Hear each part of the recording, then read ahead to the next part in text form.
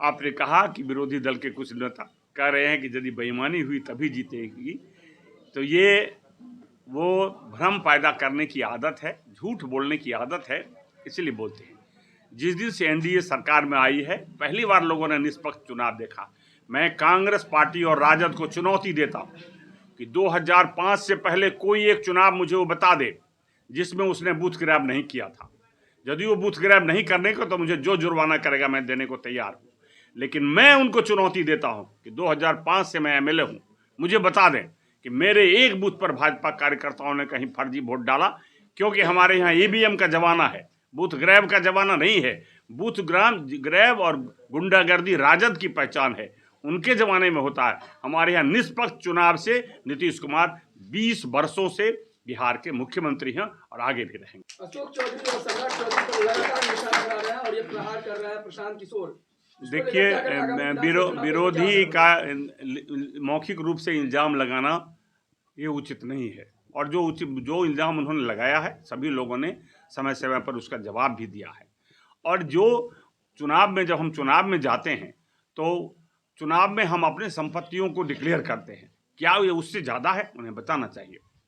यदि वो संपत्ति उसके अधीन है तो किसी को कहने का राइट नहीं है। इसके लिए इनकम टैक्स डिपार्टमेंट सक्षम है, जो उसकी समीक्षा करता है कि प्रत्येक चुनाव में कितने धन की हमारी बढ़ोतरी होती है, वो होता है। तो इसलिए वो उचित नहीं है। यदि इसके बावजूद भी लगता है, तो जब चारा घोटाला में लालू यादव ने 900 करोड़ का घोटाला कर लिया, जिसके लिए वो जेल भी गए, तो भारतीय जनता पार्टी के नेता सुशील मोदी और कई लोग, ललन सिंह भी, सब लोग हाई कोर्ट गए थे। कौन रोक रहा है? कोर्ट जाएं, कोर्ट की निगरानी में जांच करवा ले, तो जांच करवाएंगे। तो यदि उनको भ्रम है कि इसमें कोई गड़बड़ी है, तो सिर्फ शाब्दिक बाजीगरी से और बौद्धिक जुगाली से सरकार नहीं बन सकती। इसके लिए ठोस कार्यक्रम देना होगा। वो क्या करने वाले हैं, क्या करेंगे, उनकी कोई योजनाएं नहीं है, सिर्फ कीचड़ फेंको योजना है। हमारे यहाँ जो छोटी उम्र में थूक फेंको योजना बच्चों में चलता था, वही योजना प्रशांत किशोर चलवा रहे हैं। कीचड़ फेंक रहे हैं जो लोग नेता हैं उन पर। ये उचित नहीं है, ये लोकतंत्र की मर्यादा इससे घटती है। इनका इंटेंशन क्या है? मेरी कमीज दूसरी कमीज से साफ है, यही उनका उद्देश्य है। वो ये कहना चाहते हैं कि मेरी जो कमीज है वो ज़्यादा साफ है। कहने का मतलब मैं ज़्यादा ईमानदार हूँ, वो लोग नहीं है। उन्होंने भी तो हजारों करोड़ रुपए खर्च किए। पहली पार्टी बिहार में बनी जो हजारों गाड़ी लेकर, और उस गाड़ी को पीले रंग में रंग कर सड़क पर दौड़ने लगी। आज तक कोई पार्टी ऐसी बनी नहीं थी। ये पैसे कहाँ से आए थे?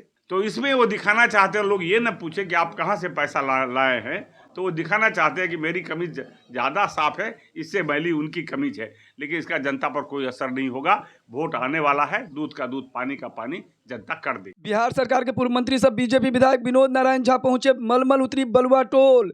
पूर्व निर्मित पंचायत भवन जीर्णोद्धार का किया लोकार्पण। सैकड़ों की संख्या में स्थानीय लोग सहित कलवाही पूर्व जिला परिषद सदस्य ममता देवी भी हुई शामिल। सामुदायिक भवन जीर्णोद्धार मुख्यमंत्री क्षेत्र विकास योजना अंतर्गत विधायक का चिक कोष करीब 8 लाख रुपए की प्राकृत राशि से कराई गई है। बीजेपी विधायक के पहुंचते ही ग्रामीणों एवं कार्यकर्ताओं ने उन्हें मिथिला के परंपरा अनुसार पाग दोपट्टा से किया सम्मानित। इस दौरान सभा को संबोधित करते हुए पूर्व पीएचडी मंत्री विनोद नारायण झा ने कहा, बिहार सरकार मुख्यमंत्री महिला रोजगार योजना के तहत पहले राउंड में 75 लाख जीविका दीदी के खाते में 10-10 हजार भेजे गए थे। पुनः 3 अक्टूबर को 25 लाख और जीविका दीदियों के खातों में 10-10 हजार भेजे गए हैं। वहीं प्रेस प्रतिनिधियों से वार्ता करते हुए सम्राट चौधरी और अशोक सिंह पर लगे आरोप को लेकर पूछे गए सवाल पर आग बबूला हुए बीजेपी विधायक विनोद नारायण झा कहा, प्रशांत किशोर द्वारा कीचड़ फेंको योजना को लेकर इस समय वो ट्रेंडिंग में जरूर है, लेकिन ये लोकतंत्र की मर्यादा इससे घटती है। वह यह दिखाना चाहते हैं कि मेरी कमीज दूसरे की कमीज से साफ है। वहीं हजारों करोड़ खर्च को लेकर उठाया सवाल, कहा बिहार की पहली ऐसी पार्टी है जो हजारों पीले रंग की गाड़ी लेकर सड़क पर दौड़ने लगी। हालांकि उन्होंने आगे कहा कि इससे आगामी विधानसभा चुनाव में कोई फर्क नहीं पड़ने वाला है। दूध का दूध और पानी का पानी जनता कर देगी। लालू यादव बताएं कि अपने 15 सालों के शासन में उन्होंने कितने लोगों को नौकरी दी। कांग्रेस बताए कि अपने 35 वर्षों के शासन में बिहार में कितने लोगों को उन्होंने नौकरी दी। लालू और नीतीश कुमार जी की सरकार ने तो लाखों लोगों को 5 लाख तो सिर्फ प्राथमिक विद्यालयों में लोग नौकरी कर रहे हैं। इसके अतिरिक्त कई योजनाएं चली जिसमें लोग एक एक योजना गिनने लगाएं तो वो सैकड़ों की योजना में है, जिससे लाखों कई लाख लोगों को नौकरी दी जा चुकी है।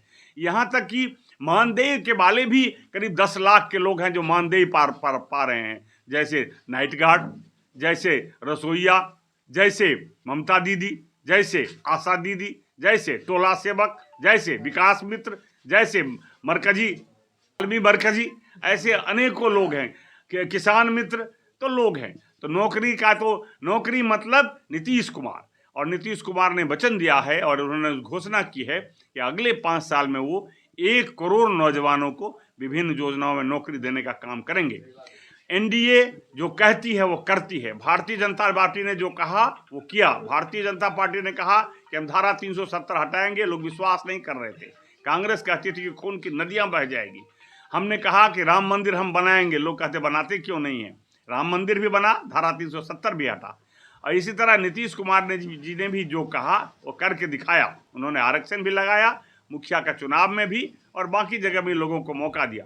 तो अभी जो कह रहे हैं उस पर लोगों को विश्वास करना चाहिए कि नीतीश कुमार जी की सरकार ने यदि आने वाले दिनों में 1 करोड़ युवाओं को बिहार में नौकरी देने की घोषणा की, तो मैं गारंटी से कहता हूं नीतीश कुमार और नरेंद्र मोदी जो घोषणा करते हो पूरा करते हैं, यह भी पूरा होगा। तो